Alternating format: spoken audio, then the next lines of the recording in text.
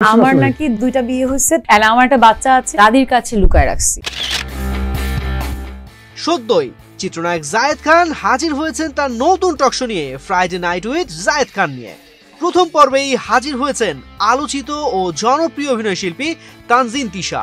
তাদের আলাপচারিতা যেমন ছিল মজার, তেমনি ছিল সাহসী ও হৃদয় ছোঁয়া। আর সেই আলাপনেই বেরিয়ে এসেছে এক ব্যক্তিগত স্বপ্নের কথা। জায়েদ খান প্রশ্ন করেন, তুমি 5 বছর পর নিজেকে কোথায় দেখো? তিশা হাসি মুখে কিন্তু একদম অকপটে বলেন, I will B a mother. এর মধ্যে আমি বিয়ে করব, মা হব।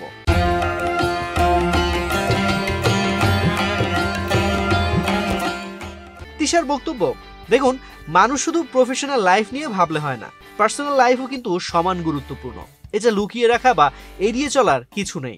আমি আমার ইচ্ছাকে সম্মান করি।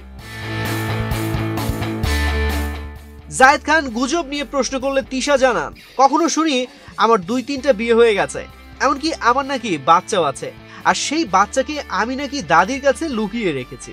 যে বাচ্চাটাকে অনেকে দেখে সেটা আসলে আমার বোনের সন্তান। তখন হাসির ফোয়ারা বইয়ে দেন টকশোর মঞ্চে। তিনি আরো বলেন, আমার জীবন এত মজার যে চাই এই জীবন নিয়ে কেউ সিনেমা বানাক। পেশাগত ভবিষ্যৎ নিয়েও খুব আশাবাদী তিশা। তার ভাষায়, আমি এমন কাজ করতে চাই যেগুলো মানুষ মনে রাখবে, শুধু পর্দায় না, মানুষের মনে স্থায়ী ছাপ রেখে যেতে চাই।